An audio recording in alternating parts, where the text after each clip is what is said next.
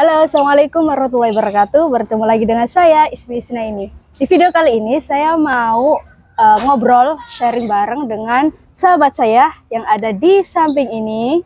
Nah, siapa namanya? Kita nanti kenalan-kenalan. Sebelum lanjut untuk ngobrol-ngobrol selanjutnya, jangan lupa subscribe dan bunyikan lonceng di video ini agar teman-teman dapat notifikasi di video-video yang selanjutnya. Dan jika teman-teman suka dengan video ini, jangan lupa like, komen tentang video ini, jangan lupa share juga ke teman-teman yang lain.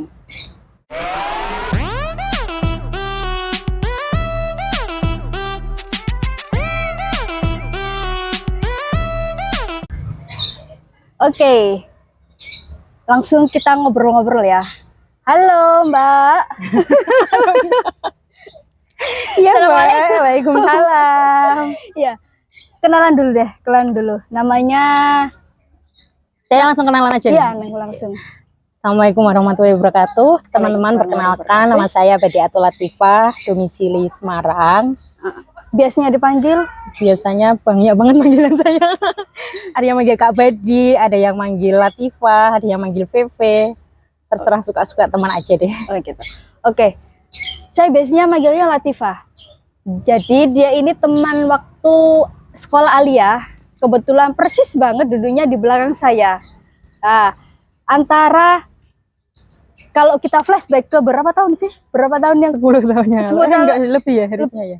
14-an ya? 14 tahun yang 14 lalu, tahun yang Masya lalu Allah. ketika kita flashback pertama kali bertemu sampai akhirnya kita bertemu dalam keadaan yang berbeda. Maksudnya berbeda ini dulunya itu orangnya nggak kelihatan lah, kalau entrepreneurnya itu nggak kelihatan. Nah sekarang itu Masya Allah luar biasa. Nah, untuk tahu bagaimana perjalanannya kayak apa, kita simak ceritanya ya. Oke, Latifah. Oke, Latifah, kegiatannya apa sekarang? Kegiatannya sih kalau pagi tetap yang ngajar. Terus ya sambil ini bisnis online itu Mbak, sambil pasti HP ya. Dimanapun HP bisa dibawa lah. Oke, pertama kali awal mula ceritanya nyemplung di bisnis online tuh gimana? Pertama kali aku memulai di 2016, jadi reseller waktu itu. Jadi kalau teman-teman mau menapaki bisnis yang belum kepikiran jadi owner, mulailah dari reseller. Maksudnya dari reseller pun bisa menjanjikan gitu loh. Jangan malu untuk jadi reseller gitu intinya. 2016, sekitar 6 tahun yang lalu berarti ya. 12 tahun. 6. Sekarang 2022. Oh iya, 2016. 6 tahun yang lalu. 6 tahun yang lalu. 6 tahun yang lalu. Ya aku udah masuk tim. 2016. Oh iya sih, akhir 2006. Oke. 6 tahun yang lalu. 6 tahun yang lalu dengan keadaan yang sekarang dengan beberapa reward yang menjanjikan itu termasuk cepet loh. Ya cepet banget. Alhamdulillah. Awal-awalnya ceritanya bisa tertarik jadi reseller gimana? Pertamanya juga nggak jadi reseller, maksudnya aku tiba-tiba aja ada yang ngajakin gitu lewat inbox FB, juga nggak kenal orangnya itu yang ngajakin. Tiba-tiba ada yang Mbak yuk gabung jadi mitraku gitu. Jadi reseller sih dulu bahasanya, reseller 3 raksa dulu juga. Yang terkenal sih baru jualan boneka yang bisa ngaji itu loh. Pernah denger nggak sih boneka bisa ngaji itu Hafidol, boneka Hafidol. Terus karena emang suka dunia anak dan dunia parenting, masuklah. Ya awalnya sih memang niat coba-coba gitu ya, barangkali buka rezeki dari situ ya kan, kita nggak tahu ya arah jalan rezeki kita itu dari mana gitu. Nah mulai dari situ. Sebenarnya Tira itu dari tahun berapa sih? Tira itu udah lama, udah ratusan tahun. Kalau 3 raksanya itu udah lama banget, dari 1909. Tira itu udah lama, udah 100-an tahun. 3 raksa sama Tira, 3 raksa sama Tira sama ya. Produknya yang baru booming itu perasaan yang dikenal sama teman masyarakat kan Hafidol ya dari Smart awal. Hafiz.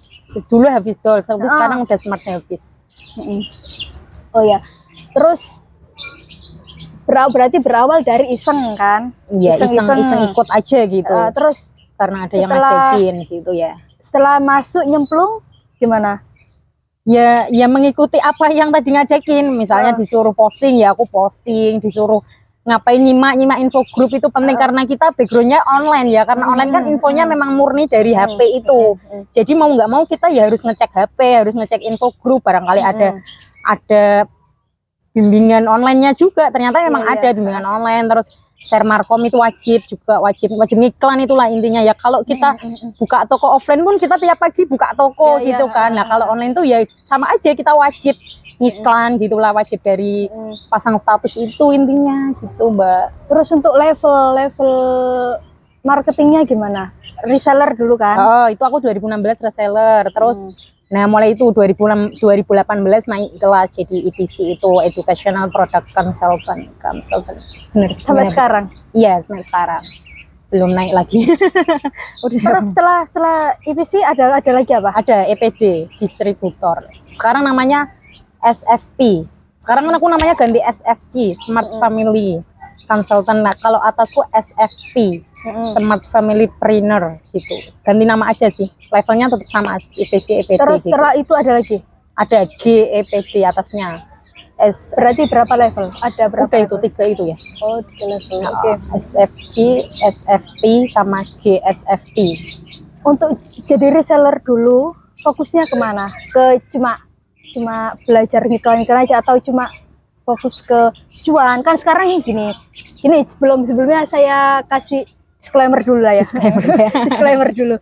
Jadi gini loh, dengan perkembangannya zaman, dengan banyaknya kenalan, saya sebagai produsen ya, sebagai produsen itu gini loh, ada yang mau mendaftar jadi reseller toh. Untuk mendaftar jadi reseller, saya pun ngitung-ngitung berapa laba yang harus saya kasih ke reseller gitu kan. Biar apa ya, buat reward ke mereka lah. Kalau apa ya, bagaimanapun usaha mereka tetap terbayar gitu kan. Harus tetap diapresiasi. Nah, kadang itu mereka itu mikirnya, halah, antara effort mereka dengan cuan yang mereka dapat itu nggak sebanding. Kan gitu kan. Pernah juga. Nah, itu gimana cara mensiasati? Mau ngasih tahu ke teman-teman gitu loh, kayak gimana? Jadi misalnya ini posisinya masih reseller gitu ya. Reseller. Akunya yang reseller. Tapi kalau memang di reseller itu karena sistemnya memang belum naik kelas setingkat SFC ya. Kalau aku kan kayak rewardnya langsung dari kantor, langsung dari office. Kalau reseller sih tiap kalau reseller rewardnya kan dari atasnya, dari aku, dari SFC. Berarti kalau jadi reseller ya kamu harus bertanggung jawab sama dirimu sendiri dulu. Jadi reseller tuh sebenarnya nggak ngaruh sama teman resellernya juga kan. Misalnya aku bisa bangkit pun ya nanti hadiahnya buat aku gitu loh. Jadi memang kalau jadi reseller ya harus dari diri sendiri juga.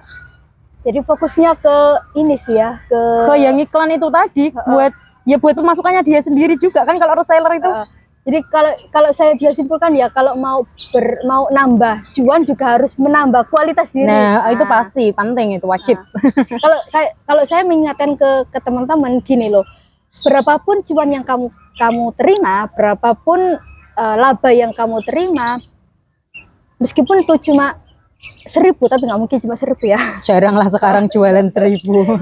Semisal kamu usaha sendiri pun dengan dapat laba 1.000, itu apresiasinya itu harus apa ya, kayak seakan-akan dapat cuan 1 juta. Lah kalau saya mengibaratkan gini, kalau kamu dikasih cuan 1.000 aja kamu ngerasa seneng, lah someday Allah juga bakal kasih 1 juta itu kayak 1.000 gitu loh, gampang banget. Nah kalau kamu dikasih 1.000 aja bersyukur, apalagi dikasih 1.000. Itu bener gak sih teori yang bener banget ini? Ya itu sih, aku pernah kayak baca quote juga gitu, bersyukurlah dari hal-hal yang kecil. Jadi nanti kamu dapat yang besar tuh nggak sing kayak orang kaya baru gitu nggak sih? OKB gitu nggak sih? Karena pernah menikmati dari hal-hal yang kecil itu ya, memang karena kita prosesnya juga dari yang kecil-kecil itu gitu loh ya. Ya nggak apa-apa, mulai dari nol, mulai dari reseller itu pun nggak apa-apa gitu loh. Terus kadang juga ada apa ya, distributor lah, bisa dikatakan distributor atau agen yang kadang itu apa ya, kayak terlalu memberi apa sih, kayak promosi, ayo ikut saya, nanti kamu bakal levelnya begini begitu kan gitu. Gimana itu? Kalau aku jawab bukan ngetim kayak gitu sih. Aku lebih ke kalau kamu memang mau niat ikut aku kerja. Maksud kita karena bahasnya bisnis ya, bahas duit ya. Ya kerja, maksudnya feedback balikan tuh apa ya, hoki tuh kamu bisa dinamakan hoki, tapi hoki itu lebih sering berteman sama orang yang pekerja keras gitu. Nyambung enggak? Masa enggak? Bisa jadi ya, pernah baca kayak gitu. Jadi enggak sering melulu kamu misalnya ikut aku jelas sukses tuh enggak mesti, malah aku jarang yang sering kayak gitu. Jadi nggak berarti kamu nempel ke orang gede tiba-tiba jadi ikut gede. Oh, enggak lah. Kalau gitu ngetok Pak Presiden aja. Iya bener. Oke. Terus sekarang setelah jadi reseller untuk bisa naik level, kayak yakin kalau saya sudah saatnya naik level tuh gimana? Untuk meyakinkan diri sendiri. Aku sebenarnya juga nggak yakin waktu itu. Aku ditunjuk aja sih, kamu udah siap kok maju IPC gitu. Terus aku akhirnya ya mungkin karena dilihat dari itu tadi ya yang ngajakin itu, karena yang dilihat dari atasanku. Terus ya udah aku aslinya nyoba juga waktu di daftar IPC itu pun aku daftarnya free karena diajakin itu tadi kan, diajakin terus nggak yang kamu bisa terus kamu daftar aja naik kelas gitu. Enggak, aku yang bener-bener ya udah tim manutan pokoknya. Manutan. Terus April 2018 jadi EPC itu masuk SFC. Udah alhamdulillah sampai sekarang masih konsisten 1 umroh, alhamdulillah. Tuh kan, berawal dari reseller bisa dapat reward umroh. Berarti ini yang keempat kalinya ya, Masya Allah. Kan dari 2016 sekarang 2022. Sekarang langsung bahas ke rewardnya aja lah ya. Enggak sabar saya. Oke, rewardnya apa aja sudah didapat? Iya, yang 2018 kan berarti hasil kerja 2018 dan 2019 ya. Itu 2018 itu udah trip yang paling ku inget, trip Singapura Malaysia itu karena itu pertama kali. Sama Singapura Malaysia udah itu berangkat juga seminggu. Terus sama umroh itu kayak wajib deh. Udah dapet umroh itu udah Singapura Malaysia karena kayak itu kayak target 3 bulan aku udah bisa. Terus kalau umroh kan target tahunan, itu umroh juga berangkat di Januari 2020-nya itu karena reward 2019 itu. Terus lagi kan umroh lagi kan umroh tapi buat orang tua ya. Itu karena pandemi kan 2020 sama pencapaian 2020 sama 2021 waktu itu pandemi off, nggak ada penerbangan, nggak ada umroh juga nggak dibuka kan. Terus alhamdulillah kemarin 2022 berangkat untuk kedua orang tua. Itu dari pencapaian 2020 sama 2021. Ini yang 2022 ini kemarin baru pengumuman, belum berangkat. Biasanya tahun depan dapat lagi. Alhamdulillah kemarin baru September kemarin ini infonya. Tuh teman-teman ya, buat teman-teman konsisten aja sih resepnya. Berarti apa aja? Berawal dari reseller itu bukan berarti kalian hanya dapat 1.000-2.000 gitu. Berarti kalau saya bisa menyimpulkan, reseller itu bukan melulu tentang cuan yang kecil, cuan yang sedikit, level yang paling kecil. Banyak kok ya reseller, teman-teman saya juga banyak reseller yang reseller tapi omsetnya puluhan juta. Iya. Kan? Ada puluhan juta, bahkan bisa sampai bangun rumah segala-galanya. Bukan rumah aja sih, banyak lah. Jadi sebenarnya ke mindset, iya benar. Ke mindsetnya teman-teman itu harus dibenerin lah. Jadi tentang reseller nggak melulu yang besar itu pasti yang level atas, tapi ada ya level atas tapi nggak ini. Nggak apa maksudnya? Maksudnya pencapaiannya lebih banyak dari yang bawah. Ada nggak kayak gitu? Iya maksudnya. Maksudnya pencapaiannya lebih kalau dikalkulasikan sama rupiahnya lah, bukan rewardnya ya. Tapi memang harus kayak gitu. Maksudnya lebih ke apa ya? Bukan sistem MLM maksud saya kan? Bukan kan? Nah, bukan kan? Resellerku, maksudnya di resellerku itu apa ya? Kayak gini misalnya. Sampean di atasan saya reseller. Sampean di atasnya saya kan? Saya lebih aktif dari sampean. Jarang, nggak ada. Biasanya kalau saya aktif baru anak-anak aktif. Nah itu ada nggak yang maksudnya yang anak-anak aktif atasannya nggak aktif? Jarang nemu kalau aku. Tapi ada. Kayaknya ada sih. Mungkin kalau tim-tim lain kan tim kita banyak ya se-Indonesia Raya ya, maksudnya, mungkin. Tapi karena MPJ, aku tuh timnya juga yang fokus sama aku dan tim. aku lihat tim luar, tapi lihat yang wih, tim ini keren, bagaimana caranya gitu. Oh, Sambil kayak memantau gitu loh, bukan yang misalnya wih tim ini keren terus buat iri, tapi enggak apa keren, tapi aku bisa belajar, ambil pelajarannya dari dia gitu. Biasanya kalau aku sharing antar tim lebih sering ke kayak gitu sih. Tapi yang selama ini aku deketin ya yang tetap yang cetar-cetar, nggak nemu yang lemes-lemesan gitu, nggak ada. Ya, jadi lagi teman-teman, kalau apa ya, kalau segala sesuatu yang kecil itu jangan dianggap kecil. Itu bisa bisa dijadikan sebagai awal untuk langsung ke tinggi kan. Nah, soal kemarin banget saya ngobrol-ngobrol sama temen tentang adab nih. Nah, adab jual.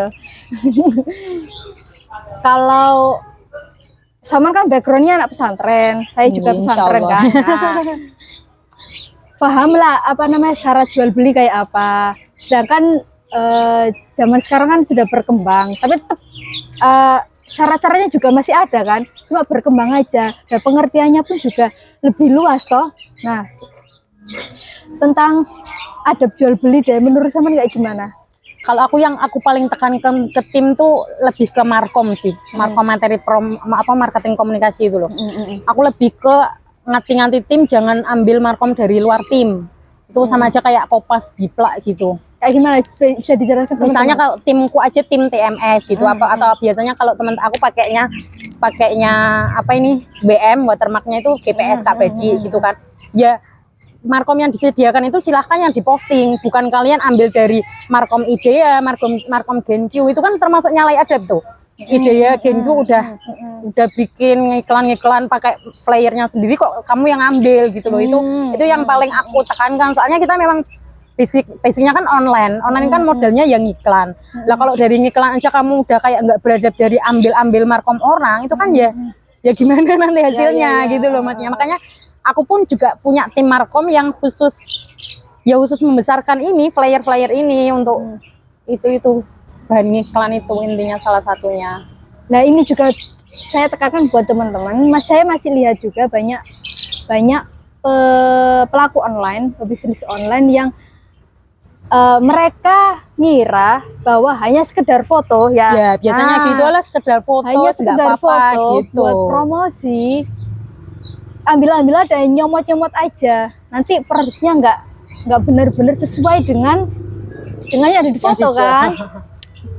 Kalau produk Samen kan emang jelas dari satu distributor, satu produsen lah. Kalau misal saya kan jilbab kan, kayak hijab kan bisa dijeplak, bisa dibuat sama beberapa produsen. Semisal kayak gini deh, motif ini kan motif originalnya Rajaba, kemudian ada yang karena laku akhirnya dijeplak sama produsen lain.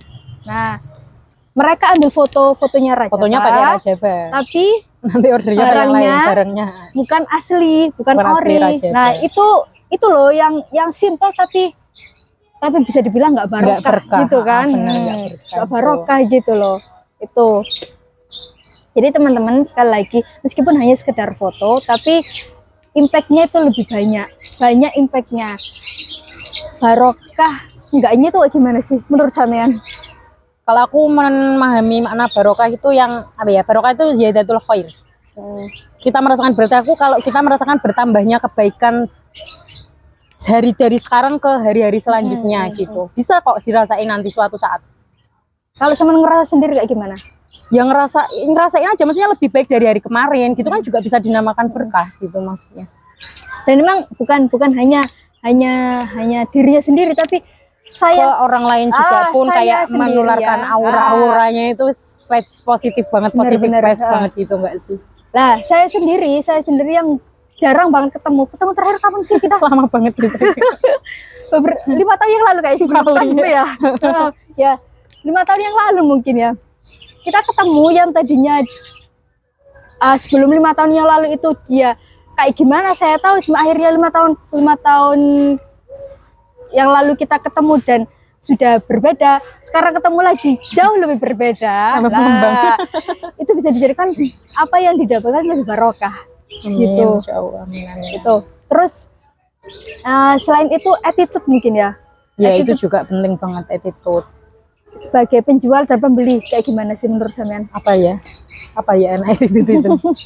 Soalnya megang banyak tim ya, banyak orang ya. Ada nggak sih yang kayak gini nanya-nanya ke tim sampean, ternyata belinya di tim yang lain? Oh kalau itu banyak banget. Aku aja pernah di posisi itu, nanya ke aku, tiba-tiba daftar resellernya ke orang lain. Gimana Daftar itu? karena posisiku kan aku udah nggak cari konsumen ya, aku lebih butuh reseller, lebih Iya, butuh iya. mitra.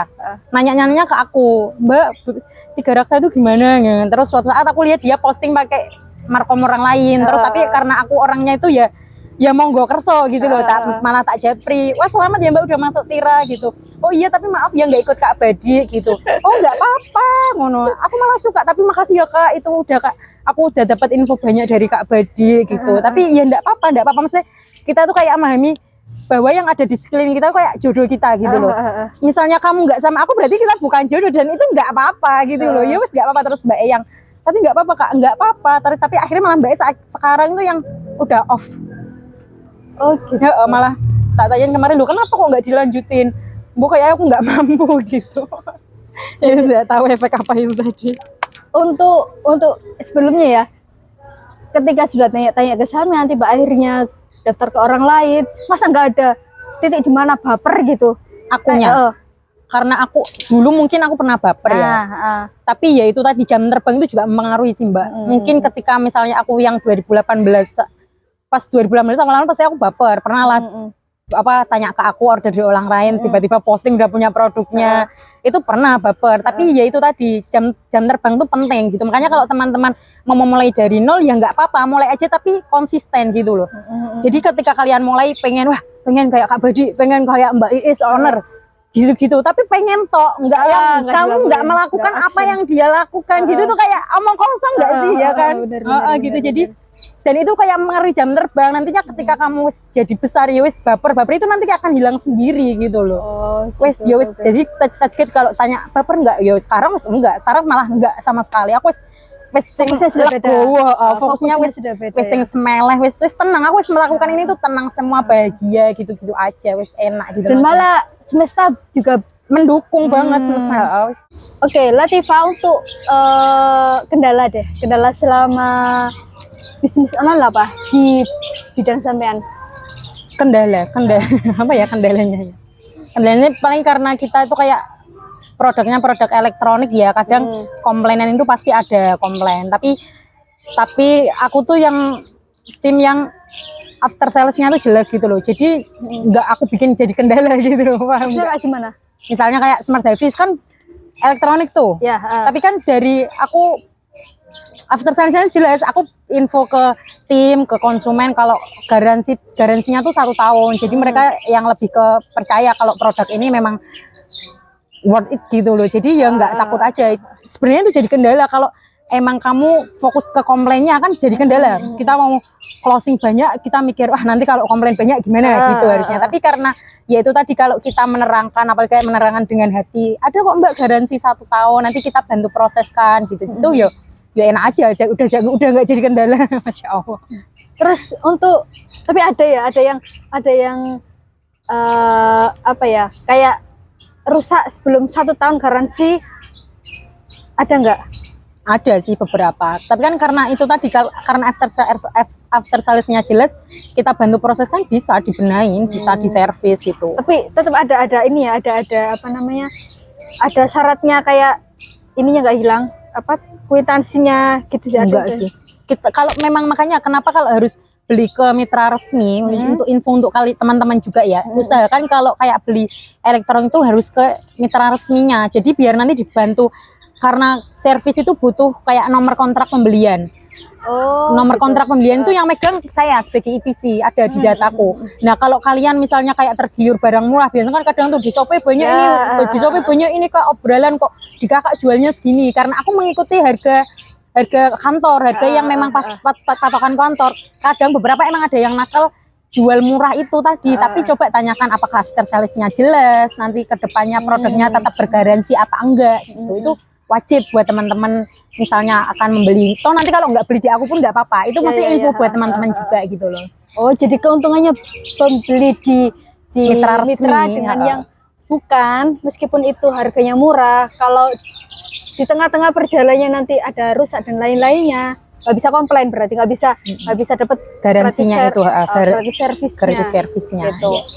Oke, kan selama ini yang terlihat kan Saman kan semangat, menggebu-gebu gitu kan. Ada nggak sih titik di mana udah deh capek gitu loh? Capek Adalah, gitu. pasti manusiawi ya, pasti ada. Semua orang pun kayaknya pernah merasakan di titik itu, apalagi jomblo begini. Butuh masukan. Gak ada hubungannya sebenarnya. Terus gimana? Pernah. Tapi kayak yang kayak yang harus ingat mimpi sebenarnya sih. Kalau kita punya mimpi pun, misalnya lah ya nggak apa-apa, lelah itu wajar, lelah tapi istirahat. Terus setelah itu, tapi aku kadang udah kayak nggak pernah merasakan lemas, nggak semangat gitu, udah jarang banget. Ya karena itu tadi aku kayak punya mimpi, kayak banyak mimpi-mimpi yang belum terchecklist gitu. Jadi kayak ngejalaninya ya bahagia aja gitu maksudnya. Jadi semangat gitu ya? Semangat. Aku kayak kadang mikir, kok aku nggak pernah lemes santai gitu, kayak nggak ada di pikiranku kayak gitu. Jadi tiap bangun rasanya semangat, saya mau ngapain gitu, semangat. Oh ya, di awal-awal kita belum tanya lo background keluarganya seperti apa? Maksudnya entrepreneur juga atau enggak? Sebenarnya keluargaku malah ke pendidikan sih, tarbiyah. Guru. Oke. Untuk enggak sih, keluargaku tuh macam-macam. Ada yang pendidikan, ada yang dokter, ada yang maksudnya keluarga besar gitu ya. Ada yang PNS, macam-macam. Tapi dagang ya ada dagang gitu ya ada. Tapi di keluarga inti Saman sendiri pendidikan. Guru. Oh, untuk entrepreneur Saman di awal berarti. Ya, yang ngawali berarti. Kalau lihat dari adikku juga, adikku penulis. Masku ya enggak. Soalnya kalau saya pribadi keluarga besar kebanyakan ya jual ya. Jual. Lebih banyak ada bisnis ya, lebih ke bisnis semua, ada yang bisnis kontraktor, ada yang bisnis lain-lain. Nah itu berarti di keluarga inti Saman sendiri yang ada di titik ini. Maksudnya lebih memilih untuk berbisnis online. Awal-awal keluarga gimana? Aku sebenarnya nggak berbisnis online, aku udah pernah jual kerudung yang keliling kampung gitu, aku pernah loh. Iya, jual kerudung yang keliling kampung sampai terkenal, Mbak. Kadang itu kayak bahasa, Mbak ada kerudung apa? Karena kayak aku memang seneng jualan mungkin ya, seneng. Enggak sih, aku lebih senang bersosialisasi sebenarnya, senang kumpul orang banyak gitu, seneng. Jadi ketika ini online, dan onlinenya tuh online yang masuk akal sebenarnya. Maksudnya kadang kan ada online yang masih online, fokus online gitu kan. Ini kan kayak online tuh nanti ada malam keakraban juga, ada event-event gitulah, ada sering event-event offline juga. Jadi aku makin semangat mendalami gitu.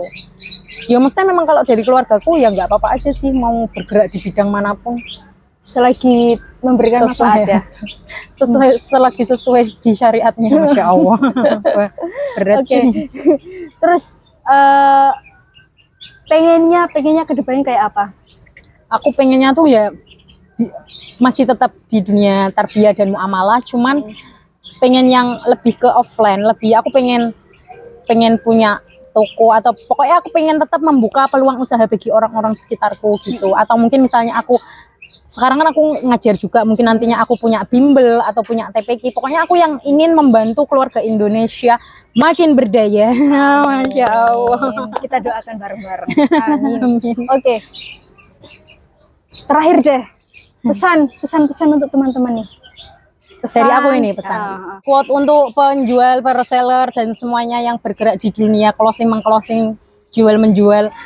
Pastikan diri kalian menjalaninya itu dengan bahagia, karena bukan closing yang membuatmu bahagia, tapi berbahagialah agar selalu closing. Gitu. Terus ada lagi? Udah itu aja.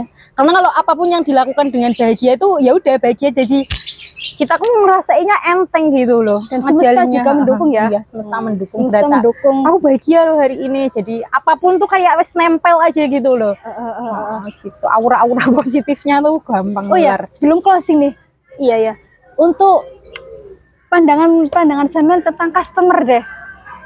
Pernah nggak sih ngerasa bahwa customer orang-orang target marketnya itu yang dikenal kan terbatas ya. Pernah nggak sih mikir yang target marketku cuma segini, kalau aku promosi ya ini lagi Ketemunya orang lagi 4L. Wah, lu lagi gimana itu? Kalau aku alhamdulillah enggak, karena aku prinsipnya aku harus bisa mengepakkan sayap. Makanya aku memperlebar mitra itu tadi dengan cara mitra get mitra. Jadi kalian boleh loh open reseller. Jadi biar makin itu tadi banyak jalurnya. Untuk open reseller itu untuk mitra tadi, Mitra apa sama dengan reseller ya. Ada ini enggak? Ada targetnya? Maksudnya kamu bisa open reseller tapi harus mencapai target seperti ini. Ada enggak? Enggak, kalau mitraku udah bebas terserah. Maksudnya enggak apa-apa kamu misalnya ada temenmu atau saudaramu yang pengen ikut jualan, enggak apa-apa. Enggak apa-apa gitu loh. Udah enggak apa-apa, masukin aja di grup, enggak apa-apa. Nanti rewardnya kan tergantung penjualan personal, bukan misalnya kamu diajak orang dapat apa hasilnya ke kamu, ya enggak, kasihan mitramu yang tadi semangat dong. Kita bukan sistem yang kayak gitu, kita sistem yang bener-bener kita yang ngejalanin, kita yang dapetin gitu. Jadi meskipun masuk reseller, maksudnya saya dapat reseller nih, resellernya aktif, tapi jenengan nggak aktif, ya jenengan nggak dapat apa-apa. Yang aktif itu yang dapat gitu. Berarti nggak bagi hasil ini enggak. ya? Okay. Jadi misalnya makanya ketika kamu punya reseller, ya udah jalani, nikmati, fokus kalau bisa. Dan selamat datang di level selanjutnya. Nah, silahkan. Gitu. Semangat untuk naik kelas gitu. Gitu. Oke teman-teman, sekian obrolan kita hari ini. Semoga bermanfaat dan kita akan ketemu di video-video selanjutnya. Wassalamualaikum warahmatullahi wabarakatuh. Dadah.